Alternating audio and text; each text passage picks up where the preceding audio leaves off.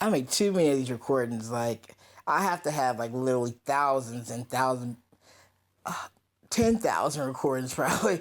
I mean, recording some stuff I'm recording several times, depending on what point of life I am at that point or at that time. But I just finished watching Second Cities. There's an episode called I think was it Mortals and Models, something like that. Let me look. I can just confirm real fast. Yeah, Models and Mortals. And it's really interesting watching this first season of Second City because a lot of these episodes are based upon stuff right out the book itself. And I've listened to the book a couple of times now, and I really enjoy the book. The book just really is able to delve into just a lot of different experiences from a lot of different angles and perspectives. And sometimes angles and perspectives you wouldn't have gotten if it had just been a one central character book.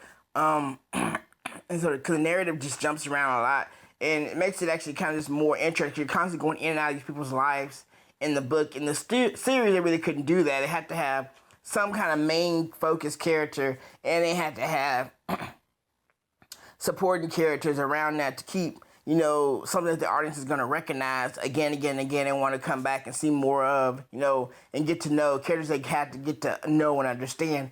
And so, anyway, I think a lot of times with shows, the first season is normally the roughest one because they're trying to figure out exactly how they're going to set stuff up and what's working and what's not. They're testing stuff out. And a lot of stuff in later seasons, that stuff gets weeded out to stuff that they don't feel that the audiences really didn't connect with for whatever reason. So, this season has its moments like that. For instance, the moment when Carrie meets this guy from Spain or something, and and they talk, and then she walks away, and she feels really, really light, and her body actually literally lifts off the sidewalk. They don't do that kind of stuff later on in the season. I guess they realized they didn't really want to have that, because it definitely had that Ally McBeal kind of feel to it. I think they didn't want to have that, or maybe it just didn't work for the audience. They don't do that stuff. But anyway, the point why I'm recording this is because I just watched the episode Models and Mortals, which pulls a lot from the book itself, where the book talks about models and their experience, both the ones that are dating them, the ones that see their friends that are dating them, and the models themselves.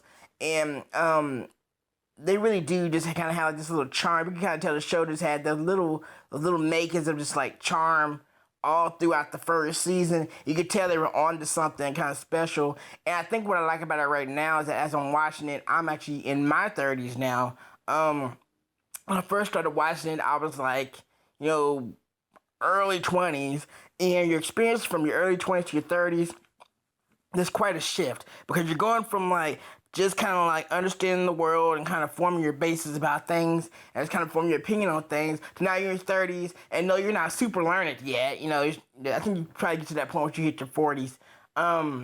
But you're now at a point where okay, you know not to do stupid things like that you did in your 20s, and you would hopefully know not to do that.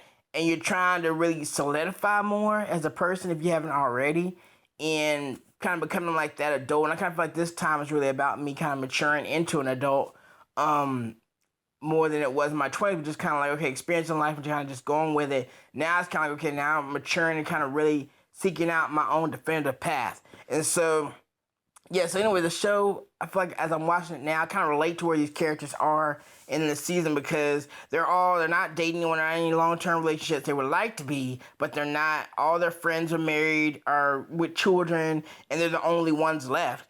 And I'm in that category of I'm the only one left, that isn't in a serious long-term relationship or has kids or, even in life still figuring yourself out a little bit.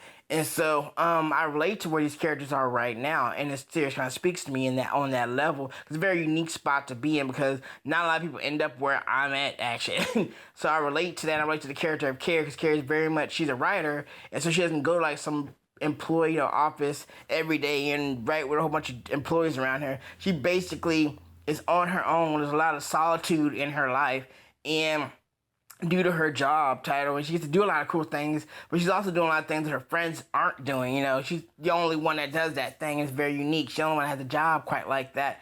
And so I kind of feel like her character in a lot of ways, and I relate to her character and how she kind of goes through life, how she's constantly thinking about stuff and how she views things, and I relate to that. So I just wanted to record it because I really do enjoy it. I enjoy this first season. I would love to do a recap of this first season. It'd be fun to do. I didn't think it would be before, but now I kind of think it would be fun to do a recap of the season. So if I have the time, I will. This is me, Marvin Lee.